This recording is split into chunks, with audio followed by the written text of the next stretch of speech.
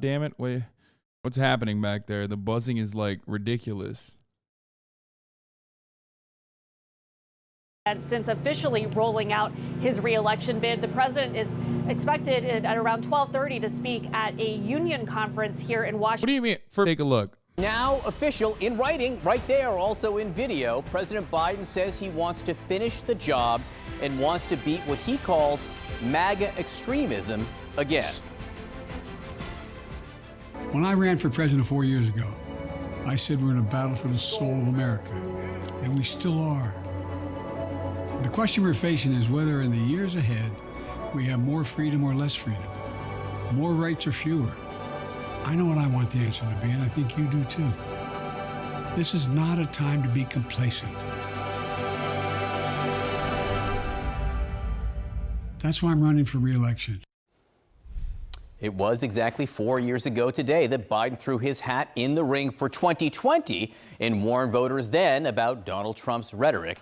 Let's go to the White House now. CNN's Arlette Saenz is there. Arlette, we've seen the president on video today. What do we expect from him live and in person? Well, John, in a little over an hour, President Biden will be holding his first public event.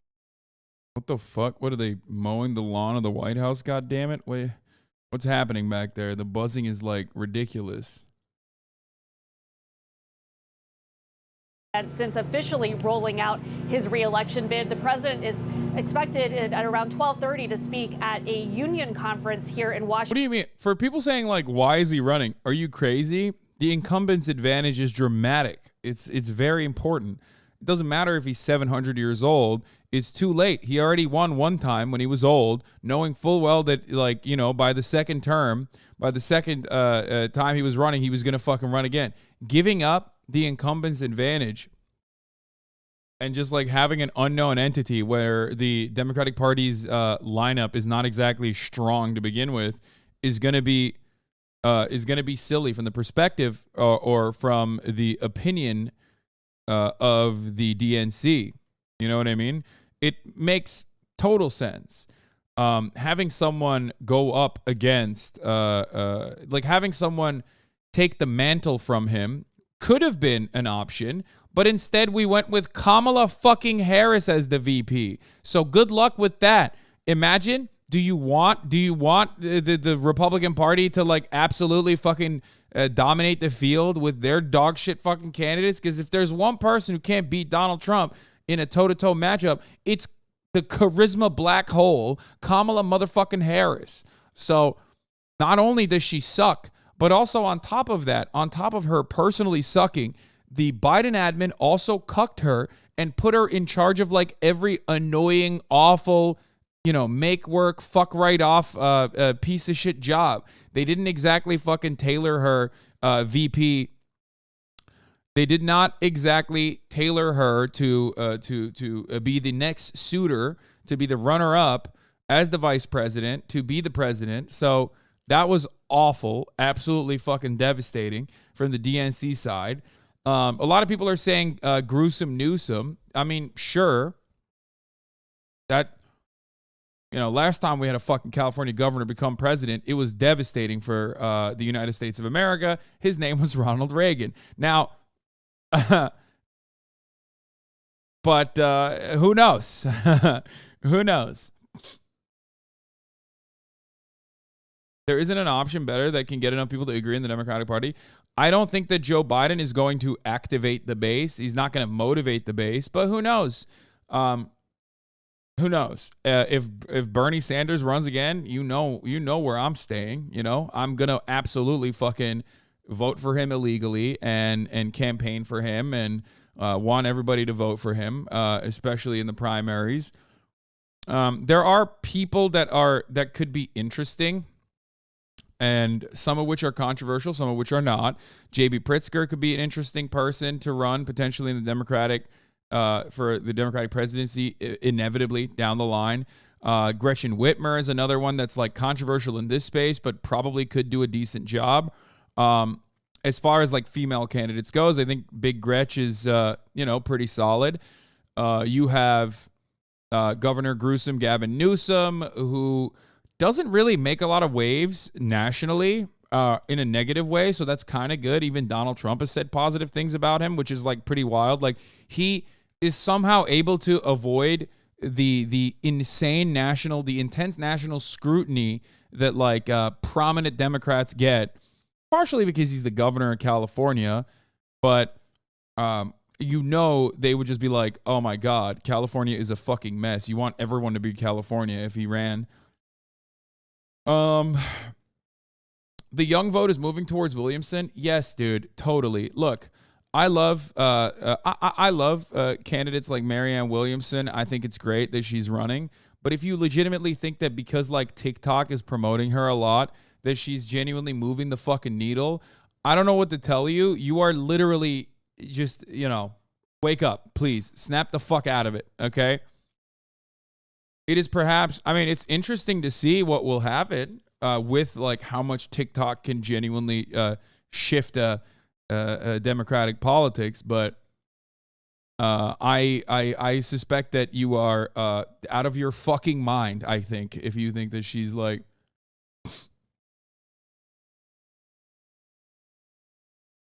Just like Chang gangers, yeah, Yang, you mean, right? The Yang gangers, isn't that what it was called? Like the Yang gang, not Chang, you fucking weirdo, or Chan.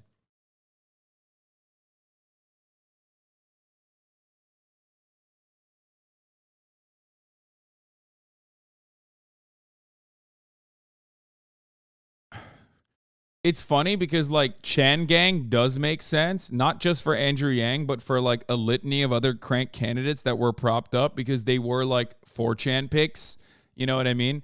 And they were not nationally prominent, you know what I mean? I think that's a dumb take. Williamson is doing pretty good so far. What metric are you saying Marianne Williamson is doing pretty good so far? Where is this coming from? Have you looked at a singular poll? Like, she has no fucking mainstream media coverage, possibly by design. Okay, like you probably have seen the Oxenox thread or something. I don't know. Which as much as I love Oxenox, I do heavily disagree. I haven't even read that fucking thread, but there is no. That's not happening, dude.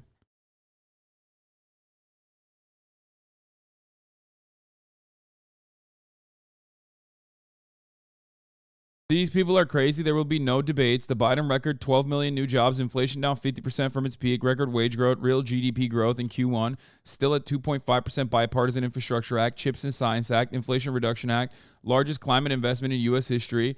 Yeah, see, Faustini is actually good for this kind of shit. Let's be real. Okay, if we're going to do electoralism for a brief moment and we're going to talk about like elections from the perspective of a two-party political structure where both parties are actually beholden and enslaved by the bourgeois interests, yes, this kind of attitude is actually something that you're going to see a lot on CNN and MSNBC, and there is some truth to it, of course. Obviously, if you are a little bit interested in electoral politics while also simultaneously a leftist person, like a legitimately leftist person, you recognize that Faustini literally just brought up every single talking point that shows how far the Biden agenda has fallen short of the actual promises that it had made. Okay? But, he is a neoliberal Democrat at the end of the day, even though he claims that he's not. And neoliberals got a neolib, you know what I mean? Oh, man, it's not. Politics is the art of what's possible, sir. That's why we got to make concessions before we fucking move forward. Notice how this dude did not fucking bring up one of the most tangible and important fucking things that the Biden administration did, which was the abolition of student loan debt relief, the abolition of student loans. Why the fuck would you not bring that up? That is gigantically important. But guess what? One, it's being held up in the courts in some ways. Two, neoliberals don't give a fuck about actual tangible policies that like dramatically change people's lives. And three, okay, the Biden administration is not even pushing for that much.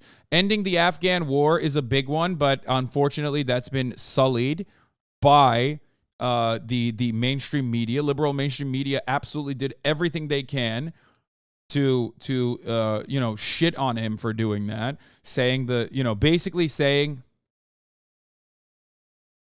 I thought you would be proud of me for not bringing up foreign policy, and I didn't mention student loans because of the courts. No, student loans is important, and as far as foreign policy goes, the Afghan relief withdrawal was actually not bad. What we did after the withdrawal was way worse.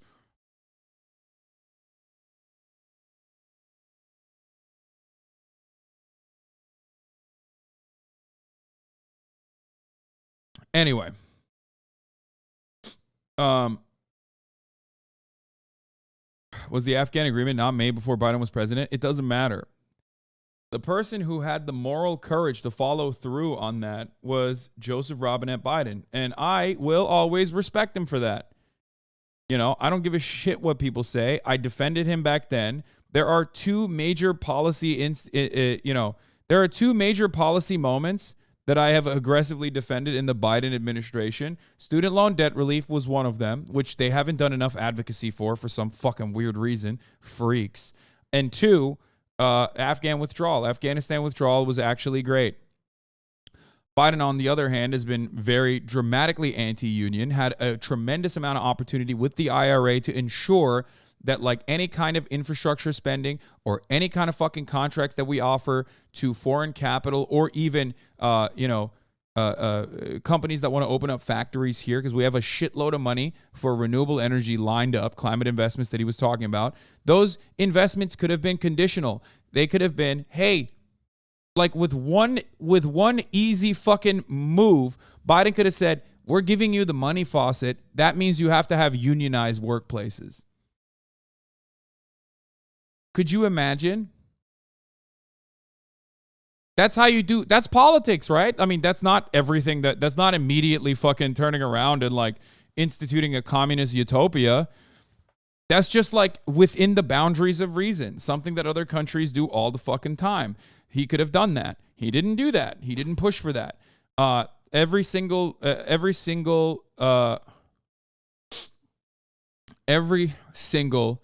legislative agenda item that Joseph Robinette Biden has pushed for, that he claimed he was going to get through, has been eviscerated, shred to fucking bits by the rotating villain within the Democratic Party before it even reaches the other side of the fucking aisle. Kyrsten Sinema and Joseph Manchin have deliberately and successfully made piecemeal out of made mincemeat out of every single fucking thing that the Biden admin has tried to put together, and they got no punishments for it. Kyrsten Sinema even fucked right off after getting the greatest gift of all time, okay, as a green senator, as like a second-term, first-term senator, being allowed to be the signatory and like the crafter of the massive bipartisan infrastructure,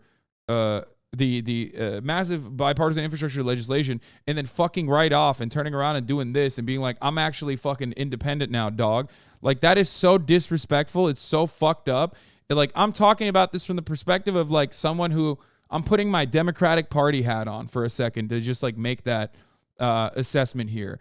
And it is the greatest cucking. It is such an aggressive cucking. Sneeko looks at situations like that. Okay. Sneeko looks at that and goes, oh my God, I wish I was the Democratic Party. I wish I was sitting at the head of the DNC right now because, oh my God, I just got ass fucked by literally the big hulking bull that fucked my wife. Okay. That is what Kyrsten Sinema, okay, the most annoying person on the fucking planet, was able to do to the Democratic Party, okay? A cucking that was so public, a shellacking that was so gross in many respects that, like, Sneeko starts drooling when he thinks about how humiliating that is for the Democratic leadership. Washington, D.C., as he looks to highlight his ties, also highlights the strategy of how the president will be deployed in the coming months. Advisors say not to expect the president to be out there on the campaign trail holding these large-style rallies, Instead, they believe that one of his main selling points to the American people will come as he's simply doing the job as president. So he will be speaking at that union event today. He is also, over the course of the next 2 days, hosting the South Korean president here at the White House. A bit later today, Vice President Kamala Harris will be speaking at a reproductive rights rally at a time when abortion has been a mobilizing issue for Democrats. But this all comes as the president is officially rolling out his campaign. The president really trying to draw comparisons to his 2020 launch when he had warned there is a battle for the soul of the nation. He is saying that that battle is not yet complete and he needs another 4 years in the White House. He is also trying to warn that American freedoms are under siege by. Please tell us the center-left party in any post-industrial economy that's been more successful than the U.S. Democratic Party since 2018. UK, no. France, no. Sweden, no. Finland, no. The list goes on. They're resting on the laurels. Wait, what a fucking stupid take this is, dude. What are you talking about? First of all, this is an insane comparison to make because they're already riding on the fucking laurels of like, you know how the United States of America rests on the shoulders of the FDR New Deal agenda, okay? This guy, Faustini, claims to be an FDR New Deal Democrat, right? So he should respect that sentiment, right? That's literally what the fuck every European country is sitting on top of. What do you mean? They have only been able to withstand neoliberal evisceration exclusively because of everything that like the trade unionists and communists did before them. What the fuck are you talking about? That's the reason why in countries like the ones that you just mentioned, okay, it's completely out of the question to privatize certain key components. And every single time they do that, every single time that does happen, there is massive public outcry, massive public backlash. The idea that like center-left parties are super successful, and noticeably, by the way, you mentioned UK. What are you talking about? What are the Lib Dems doing? That's the center-left party, right? Are the Lib Dems even a viable fucking part of any coalition in this country, in the UK? Where is the center-left Lib Dems at? They're nowhere to be fucking found. They're a joke. UK Labour clearly to the right of the US Democratic Party right now.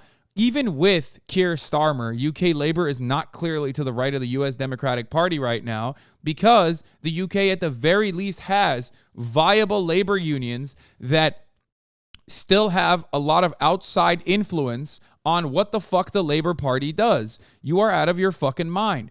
These countries that you're referencing, you're making up metrics in your mind to like make them seem like they're more neoliberal than they are. I criticize UK Labour under Starmer all the fucking time. It's dog shit. It's awful.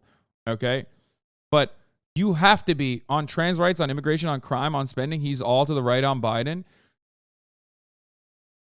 Brother, of course on trans rights or on immigration or on crime, he's to the right of Biden. On first of all, no. On trans rights and on immigration, he might be to the right of Biden. But on fucking crime, he is exactly like Joseph Robinette Biden. They both talk about how much they want to fund the police. What the fuck are you talking about? They are identical in that regard. But it doesn't matter because you're doing the liberal assessment.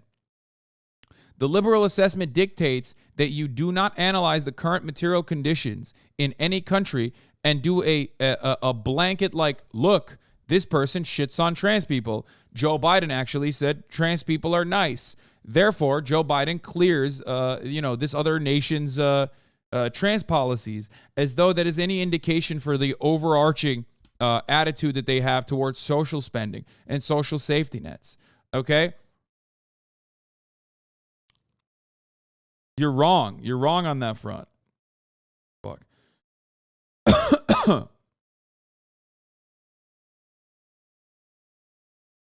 Anyway, like I said, we're talking about fucking labor, UK labor, okay, which is in its current existence is definitely closer to center left, even though that is a funny and cute little way to claim that, like, to take ownership of the Labor Party, a party that was built around labor, is pretty funny when Lib Dems exist. Why did you not bring up Lib Dems for some weird reason when we were talking about UK politics?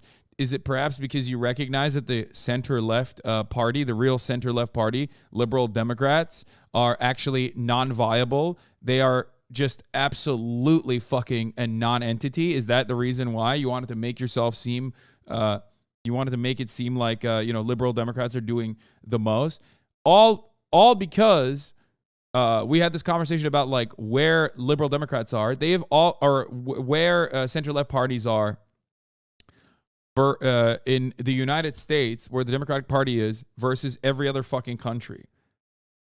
The Democratic Party couldn't even increase minimum wage when they had the opportunity to do so because they brought up some fucking bullshit reason, like the Senate parliamentarian is not allowing us to do that.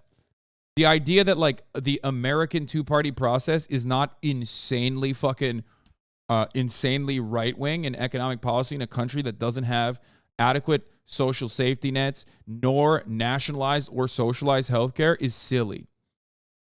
Okay?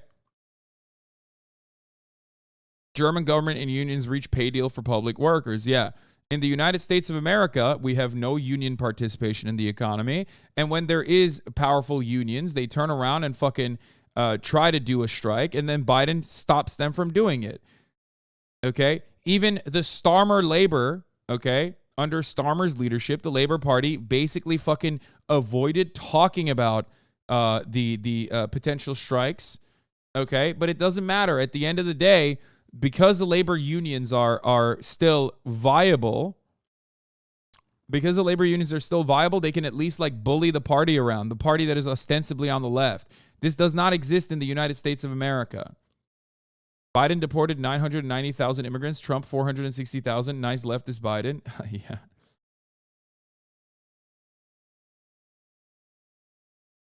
Yeah. Ultimately, regardless of what fucking Keir Starmer says or does, what you fail to consider in this process is that due to having a nationalized healthcare system, you have the Tory party in the UK literally running to the left of the Democratic Party. They are lying, right? They are going to implement austerity measures regardless, but at least they fucking lie. The Democratic Party doesn't even lie about wanting to, to fund healthcare. Whereas the Tories do. Remember, Boris Johnson lied and said after 9 years of austerity, we are going to fund the NHS. Can you imagine having an NHS? Lol, we don't have that. Or can you imagine the right-wing Republican Party being like, we are going to do socialized medicine and we're going to fund it?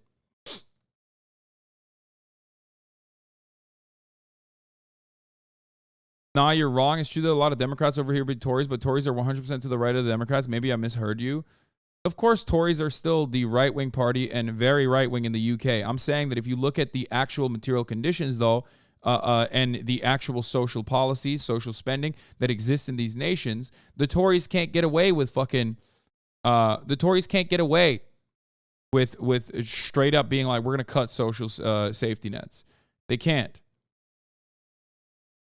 Okay?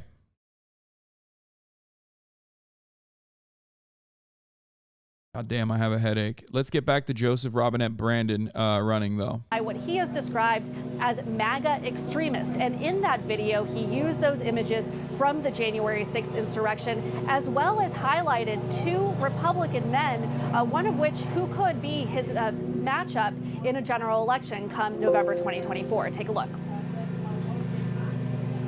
You know, around the country, MAGA extremists are lining up to take on those bedrock freedoms, cutting Social Security. I want to watch the full one, not like cut piece by piece. Labor is more center than how your right-wing, your Democrats are. What? You say that, but Labor is now running to the right of the Tories on the NHS. They're hinting at privatization. Yes.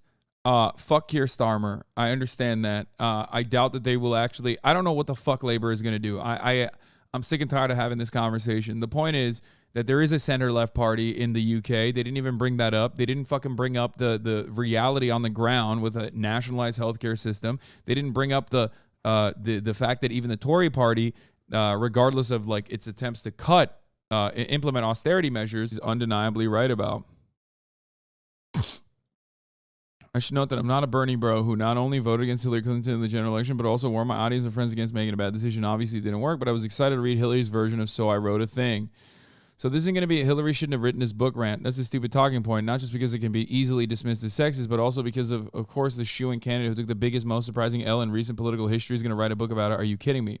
I was extremely curious to find out if any of Hillary Rodham Clinton's takes and what happened would surprise me.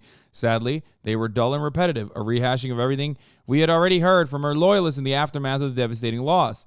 Doubly ironic given Hillary Rodham Clinton's claims of this book not being a rehashing of the past, but a prescription for the future.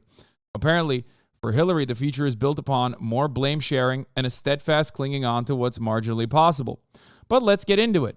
Let's talk about all the things that she's undeniably right about before I get into where she's terribly wrong and potentially leading the Democrats to fall into the same misguided thinking that plagued her in the Democratic primary. Denying that Hillary was an incredibly qualified candidate even way before she's compared to a dangerously unqualified racist alleged rapist is absurd. Hillary unquestionably brought an impressive resume to the campaign. However, being a prestigious candidate does not erase the business-as-usual politics and the growing resentment towards this concept from voters. Trump's anti-corruption demagoguery was his most successful talking point. He turned his weakness, a lack of experience, into his ultimate strength. Damn, I was fucking spitting, dude. God, I'm so good. Hasan is a lib? What do you mean? That's not libbed up at all. Hillary had the bona fides as a Secretary of State. You're ridiculous. Like, she was literally being groomed for this position for many, many years. Not even groomed, but like she basically was setting herself up for this position for many, many years. Don't be silly. She did have the job experience, but what I'm trying to explain to you is that having the job experience in this circumstance was a negative because the other person could present themselves as an outsider.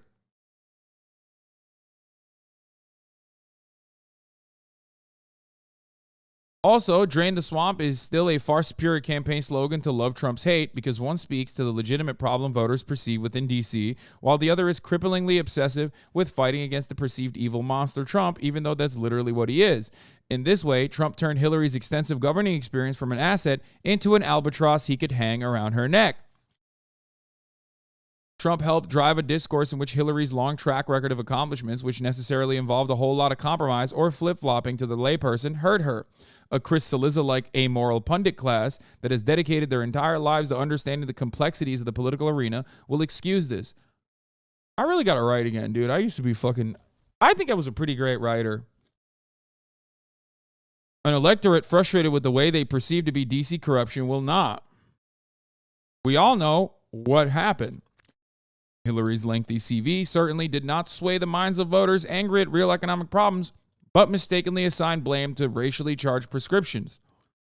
These were people desperate for change. Many of the privileged bunch who made the ill-advised choice of voting for Trump in spite of the overwhelming evidence that he would be as awful as the person he is proven to be, as well as those who voted for him because of that awfulness. I drink liberal tears would make a fine slogan for the opposition party of very vocal yet still somehow silent underdogs, and it fucking worked. Paired with many empty promises about fixing infrastructure, bringing back jobs, and a bunch of other racist shit. Same with your breakdown videos, brother. I've been saying this exact same thing. Yeah, I mean, this was the script for my breakdown videos. I would write these, and then I would reformat it for Huffington Post.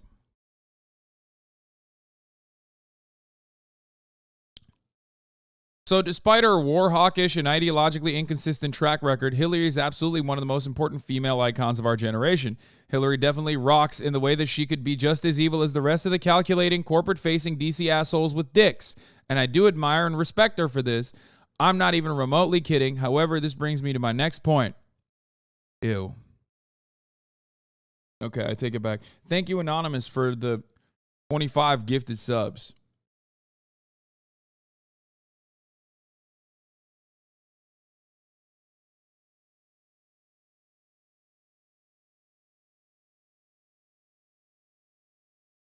Denying that sexism played a part in Hillary's loss is also dumb. Even when analyzed with the least qualitative lens, one can easily see the extra focus both the media and voters placed on Hillary's flaws, as we overlooked or downplayed the flagrantly abusive And oftentimes idiotic rhetoric Trump, a poster boy for white privilege and male privilege, filled the airways with.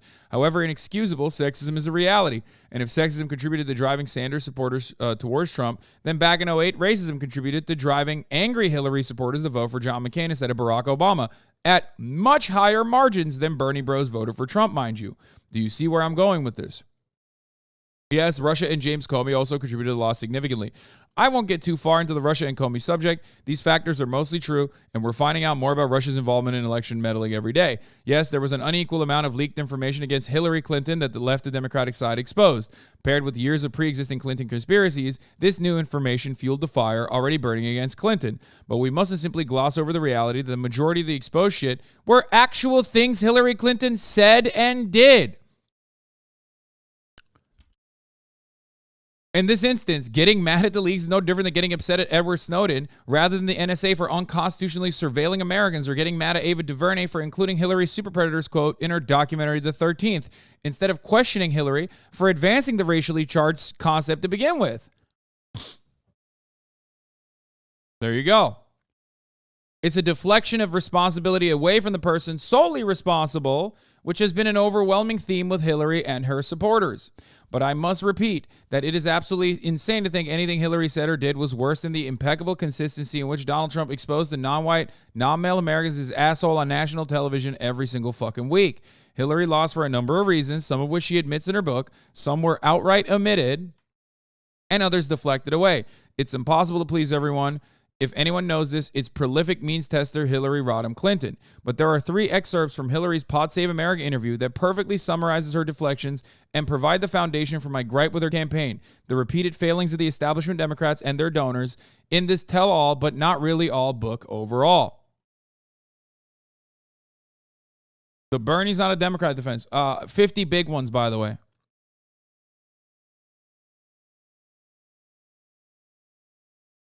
Thank you for the 50 big ones, anonymous donor, allowing 50 people to no longer see the ads at the top of the hour, where I will give you a 3-minute ad break. At the top of the hour, there's a 3-minute ad break. If you no longer want to see those ads, all you need to do is subscribe, which you can do for $5 or for free with the Twitch Prime.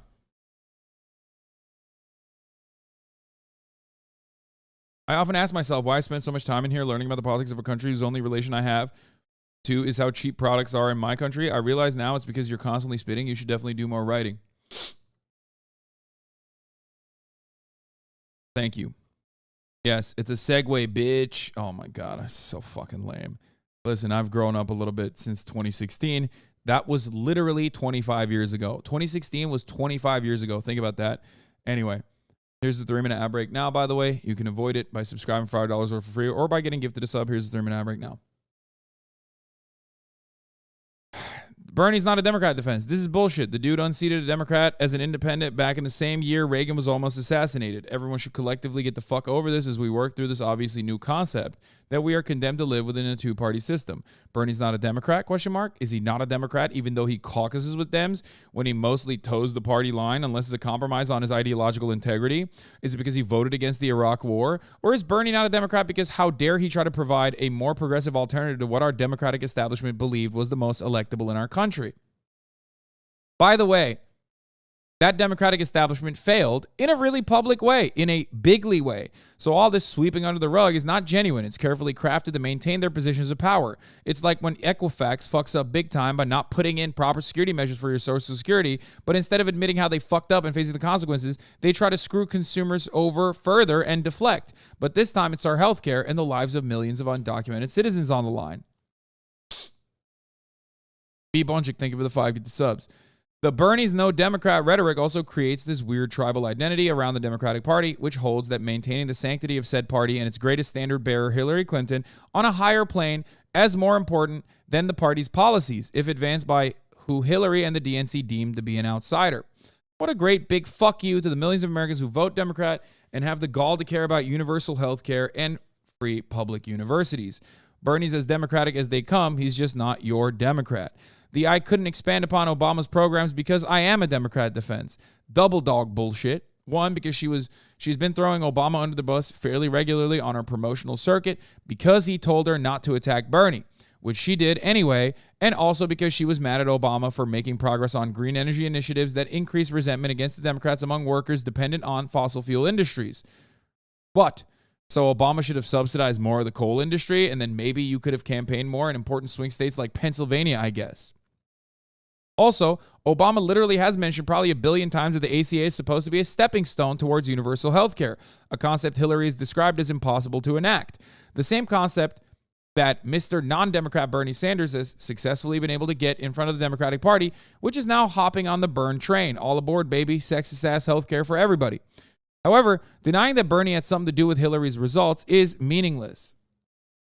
It was a strong primary. Hillary faced the challenge she overcame with many millions more votes, but to go back to this primary and keep repeating the same mistakes and alienating millions of passionate Democratic voters by calling them sexist, not denying there were sexist or racist, or similar to the alt-right via the extremely smooth-brained political horseshoe theory, is not only counterproductive, but also boring at this point. It's tired and dull. This is the most important part about it. What could she have changed? I'm looking back at my old writing, and honestly, it's there are certain things that I think I am way more cynical on.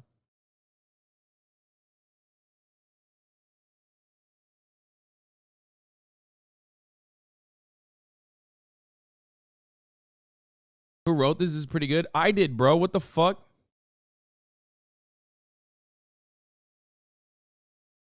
Lastly, and perhaps most importantly, when asked to sum up her faults and how she would have changed how she campaigned, Hillary drops her ultimate gem. Nothing on the policy front, but definitely would be more open-minded to weird, unforeseeable things like Russia hacking our entire election. An entire book summarized with these words. Her profound inability to admit mistakes in order not to repeat them is ultimately going to let this circus machine that keeps pumping out new and even more viciously racist ass clowns on the Republican side, while Dems keep throwing banal, boring Hail Mary candidates like John Ossoff at walls in red districts with hopes that they stick. The irony is back then, John Ossoff was way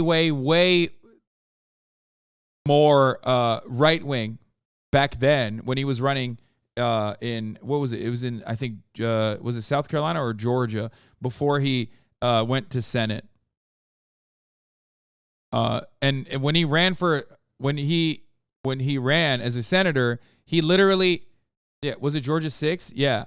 No, when he ran for Senate, he was like significantly more left-wing in his policy prescriptions.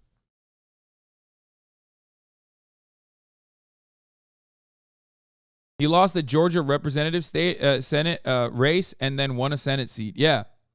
Except Ossoff won. No, he didn't, you fucking idiot. He lost back then when I was talking about what he was doing. Shut up. This isn't 2016.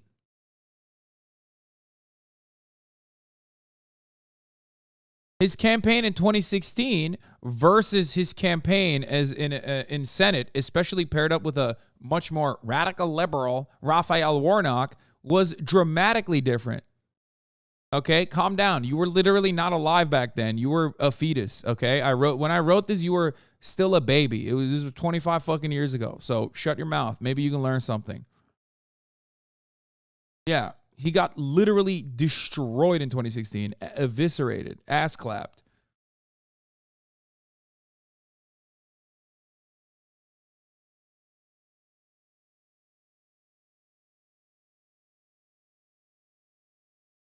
Anyway, without candidates who clearly support populist economic programs as well as social justice, we will simply remain the anti-Trump party, and we will lose. At a time when one side is trying to maintain the status quo while the other is destroying that status quo with pure racist vengeance, the takeaway from this book is no different. The same glaringly out-of-touch elitist talking points that shifted the responsibility away from a failed campaign to an electorate that did not vote or voted elsewhere.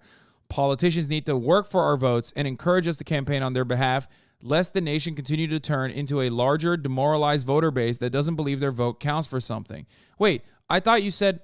I wrote about how the Republican Party's agenda is basically sidestepping away crippling legislative power while, beefing up the courts, which is something I'm pretty sure I have written about. I just don't remember where I wrote it.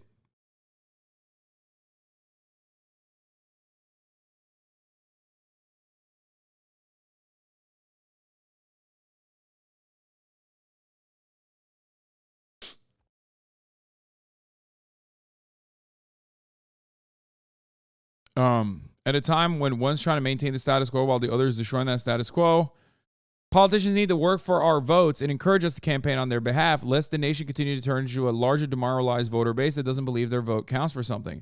I'm glad Hillary wrote a book and she's rightfully an icon for girls all over the U.S. But if Democrats want to win, we're going to need to latch on to clearly identifiable progressive policies, no matter how economically unfeasible they may seem.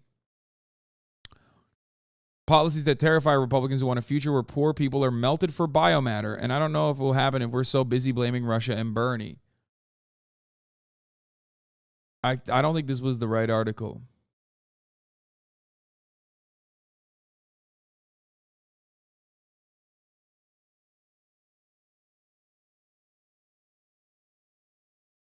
Where's she going?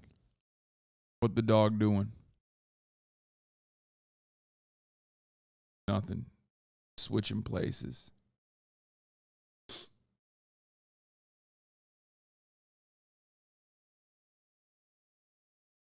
Also, remember, I was very clearly aware of my audience when I was writing shit like this. And I knew that this was for a libbed up audience. I used to certainly have on my forward facing side, on my mainstream facing side, I certainly would try to appeal to the sensibilities of liberals who at the time were any kind of criticism against Hillary is akin to sacrilege. How fucking dare you? They had that kind of really aggressive attitude. So I would tailor my messaging around being like, oh yeah, Hillary's an icon, but also she fucking sucks. Here's why.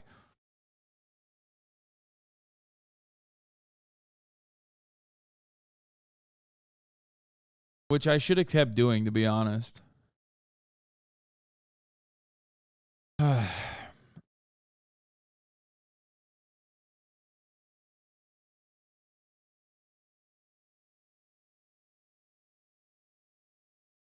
Anyway. Average leftist owner having a dog. That's funny.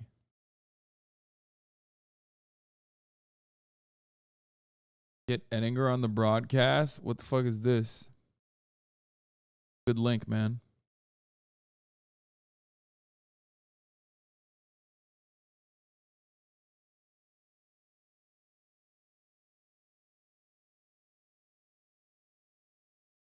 Do you feel like the Bernie bro narrative has died out? Only because Bernie's campaign... Oh, what the fuck?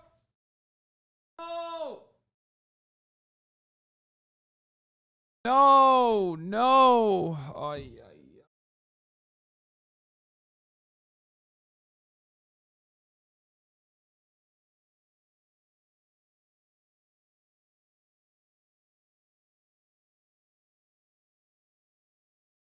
Bro, she got up from the pee pad and peed on the bed, dog. Who does this? Who? Why? Oh, no. Okay, let's just fucking watch this while I clean everything up. God you damn paid for it. your entire life while cutting taxes for the very wealthy, dictating what healthcare decisions women can make, banning books, and telling people who they can love. Now, as this campaign formally takes shape, the president is facing some challenges, including polling that has shown that the majority of Americans do not believe he should seek a second term, with many saying that some of their concerns relate to the issue of his age. But President Biden and his allies believe that he has a strong record to run on and that ultimately voters will side with him when compared to the Republican alternatives. Arlette signs for us at the White House. Arlette, as she points out, very interesting. On the campaign video, you see scenes from January 6th, even before you see Joe Biden himself, Sarah. You can tell where he's going with that. All right. And with Biden's announcement this morning, the 2020 presidential race is entering a new phase. The field beginning to take shape. Let's take stock of who's in and who's out and who still has yet to potentially declare. Here are the candidates we know are running now. On the Republican side, former President Donald Trump, former Governor and Ambassador Nikki Haley, former Governor Asa Hutchinson, conservative radio host Larry Elder, and businessman Vivek Ramaswamy. On the Democratic side, the declareds are obviously the front runner, President Biden. Then there's Robert Kennedy Jr. and Marianne Williamson. Here are the potential candidates we are tracking, all of them Republicans: Mike Pence, Liz Cheney, Chris Christie, and yes, Ron DeSantis still has not declared. There is Kristi Noem, Tim Scott, Chris Sununu, and Glenn Youngkin. So when are they going to end this guessing game one way or the other? Here's Ron DeSantis on that question. We got a legislative session that we're working on. We got a few more weeks to go with that. We're going to be putting up a lot of wins on the board, and so I'm not going to be making any announcements before that's concluded. Okay, are you leaning one way or another? Stay tuned.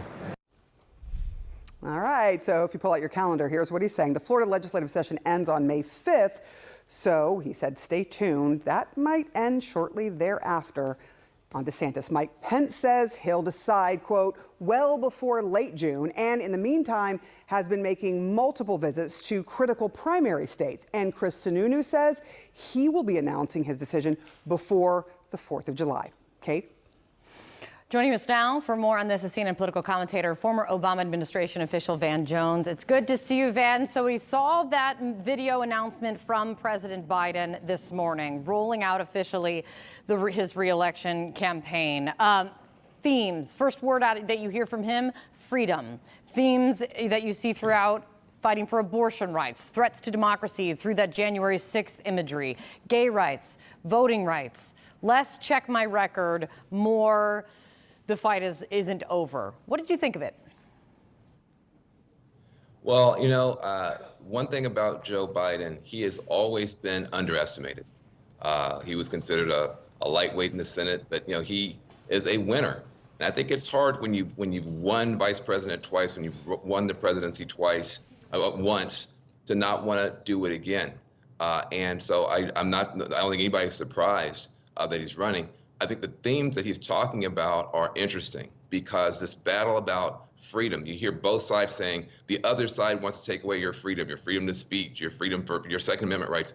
You know, we're saying that the other side is trying to take away democracy itself. So I do think he's right on target with where a lot of concerns for Americans are. We're concerned about the economy and about our democracy, and I think he's lining up his forces for this fight. Do you think it's possible, with when he's been in politics as long as he has, when he's been president then for 4 years, that he can run on something that it's not a referendum, it's the fight yet to be fought? Look, I think all elections are about tomorrow more than yesterday. I mean, he has done an extraordinary job. I was also very pleased to see how prominent Kamala Harris was in that 30-second. Yeah, I mean, there were people who were wanting him to back away from her, wanting him to throw her overboard, et cetera. I think he's sending a very clear message. They are a team. They got there together. They're going to stay together, and they want to win again together. And by doing that, I think he expands the playing field. He can be at the White House doing what he does. She can be out in the community doing what she does. And together they can, I think they're a double threat already, whereas the other people on the Republican side, they've got to do it all by themselves. We can put it for our viewers, some of the recent polling, though, that shows the challenges that he does face. It's in some way, shape, or form, which is very clear that even Democrats aren't entirely jazzed about him running for re-election again. What do you think his biggest challenges are, though, Van? Well, I mean, he's old, or you just can't get away from the fact that he's the oldest president we've ever had. People, unfortunately for him, people remember him when he was a young guy. Slushy Music, thank you for the 100 gifted subs. I have a fucking massive headache. I'm dying a little bit.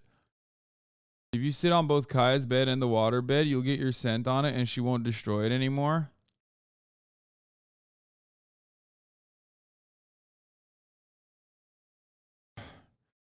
Bro. Slushy Music, thank you. I did take Advil just now when I ran outside. Okay. There's nothing I could do. She literally loves laying in her own piss. This is the worst coverage I've ever seen. You should give up on CNN for real. Yeah, I mean, I've never been. You need to pee on her pad, and as this new father, he will follow your example. Yeah. I know.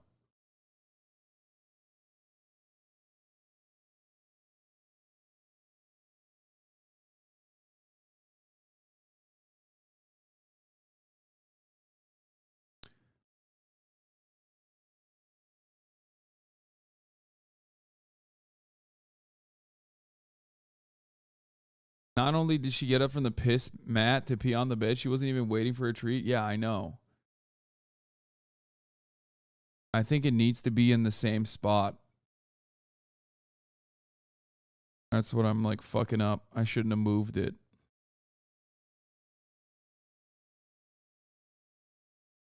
That's what you get for having a dog. I know. Put the pee pad further away from you. Put the bed closer. She just wants to be close to you. I know, but like.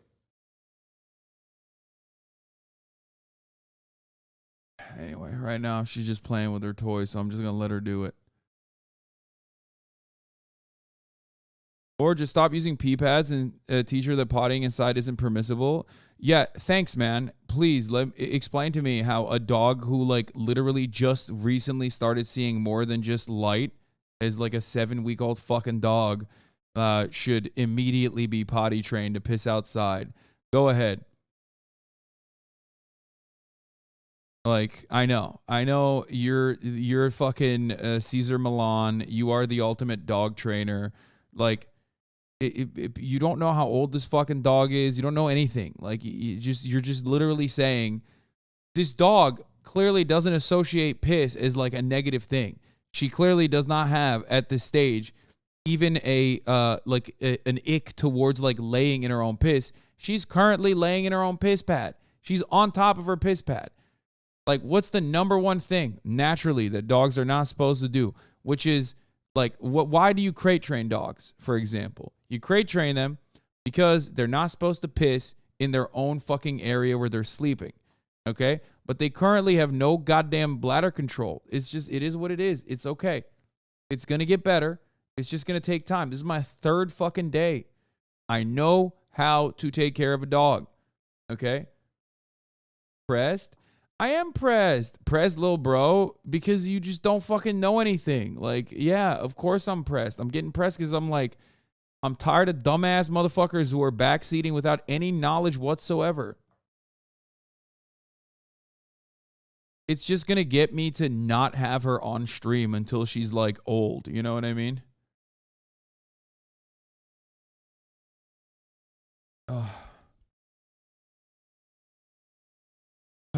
She's only 7 weeks old. She will get it. It ain't no thing but a chicken wing. I know. She's like, this is her 3rd day.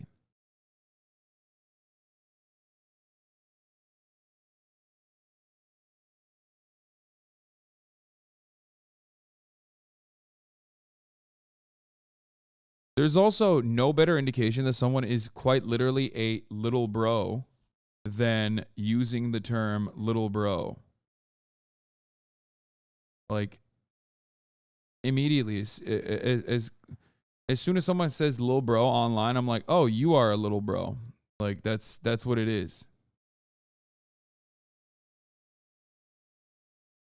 Anyway. He's been around for a long time, so people have, they can compare him to who he was 20 years ago, and so, but that said, when he announced 4 years ago, it was a yawn. When he announced 4 years ago, people said, so what? He's too old. He's too out of touch with the progressives. He's too conservative. He's yesterday's man. They said that 4 years ago, and then he destroyed the field, became the nominee, and beat Donald Trump. I mean, this is like revisionist history. He didn't destroy the field. He basically got Obama to clear the field out for him through backroom deals.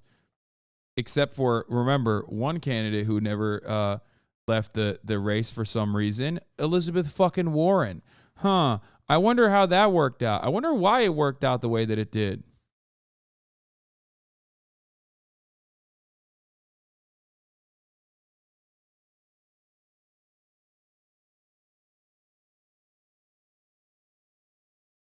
Just cut us off. It's for the best. Yeah. Half the field quit and endorsed them. He hadn't stepped foot in like half of these Super Tuesday states. Anyway, I'm not going to fucking relitigate it. It's fine. So I just think, 4 years later, I think we should remember we didn't think he could pull it off 4 years ago, and look what he's done. So when you know that he needs to hold independent voters like he did in 2020, just to remind folks what the exit polls from 2020, in order to win election and re-election this time, what then do progressives want to hear from him so they as well are motivated to turn out for Joe Biden once again? I think the progressives are in a good position because he gave so much to the progressives in the first 2 years when it comes to just, historic legislation, everything from, climate to the CHIPS Act, marriage equality. People forget about that. He did a lot for the progressives in the first 2 years. This guy was a Maoist.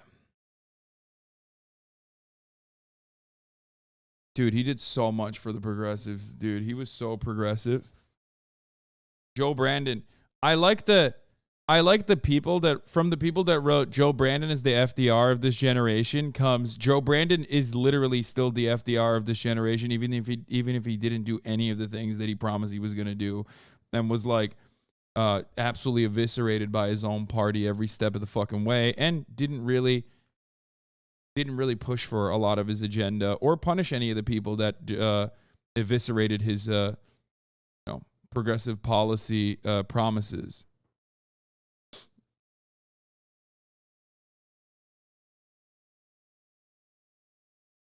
What is this? Çok alakasız ama Erdoğan yayında fenalaştı.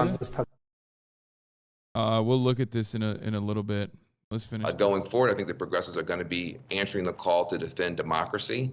And I think that's going to be appealing to both progressives and independents. So listen, people always say the same things about Joe Biden. I often say those things, and then I have to eat my words because later on, it turns out he was good for the progressives. I think he will be able to hold on to the moderates going forward because the Republicans are going to be so extreme, and he can probably pull this off. But right now, his numbers are terrible. People are whispering that he's too old. In other words, he's right where he was 4 years ago, being underestimated. That's why I always love having you on, Van. It's always good to see you. Next time. Yeah, here's the thing. When the media underestimated him, they were wrong. Now they're literally saying, well, we're underestimated him and we were wrong, so he's actually going to do well. So, which means the negative thing will probably happen once again. It's the same as like the Mad Money. It's the inverse Jim Cramer. The media is always Jim Cramer. Whatever they claim is happening is the opposite. So.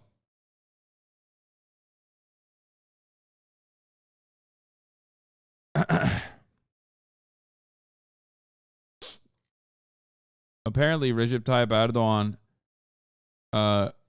got unwell, and they had to shut the fucking broadcast off. I'm posting a longer version in case it gets deleted. The live TV broadcast link has been removed from Erdogan's Twitter account. Country TV shut down live broadcasting from the internet in this state. Sounds like vomiting come from the back. The voices may be coming from Erdogan. Takdirde, onlardan tekrar bakan görür müyüz? Bir de seçimden sonra kabinede yeni isimler olacak mı diye sormak istiyorum. What the İkinci fuck? soruda He's like spitting? sorusuna ilave olsun diye söylüyorum. Biliyorsunuz evet paketler açıkladınız ama bu paketler içerisinde somut taahhütler konusunda bize ipuçları verir misiniz?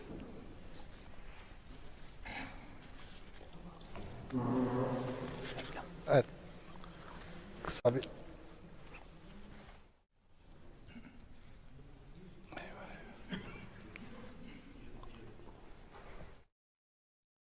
What the fuck? And then he comes back. He comes back on the bizim konteyner. This is what he looked like when he came back after some time. He said that he had a busy schedule, that he had a cold from his stomach. He looks pretty tired. The broadcast also ends earlier than expected. Bizim konteyner kentler. Tabii hepsinden öte daha sonra da özellikle şu anda kalıcı konutlar olmak üzere bunu 3 başlıkta düzenleyebiliriz. Şu anda çadır kentler. He just looks fucking dead. I don't know what's happening.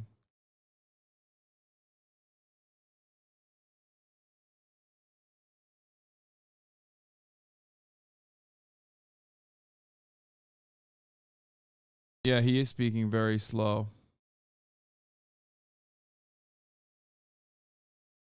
Everybody always says he's hiding a diagnosis. Evet. Kısa bir...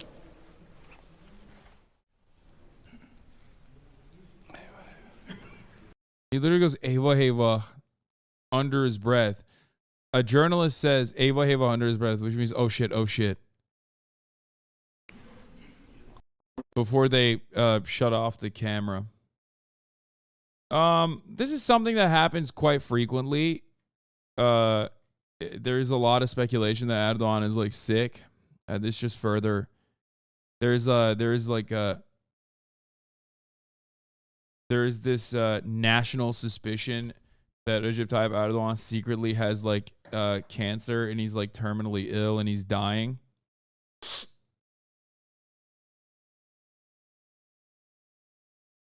But honestly, I'll believe it when I see it. Okay? I hear these suspicions every fucking day, man. Every goddamn day of the fucking week. Okay? No shot. I'll believe it when I fucking see it. Anyway, yeah, Brandon, finish the job. We, the people, will not decide.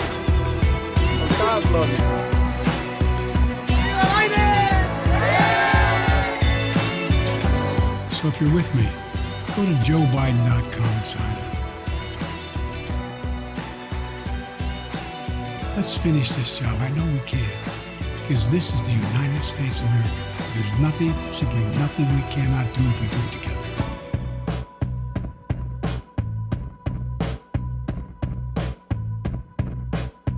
It's the meta to have like decrepit old men who are basically fucking dying. You know what I mean? Like that's kind of the meta. You gotta have, what is this? This is Tucker Carlson's last address before leaving Fox News at Heritage 50.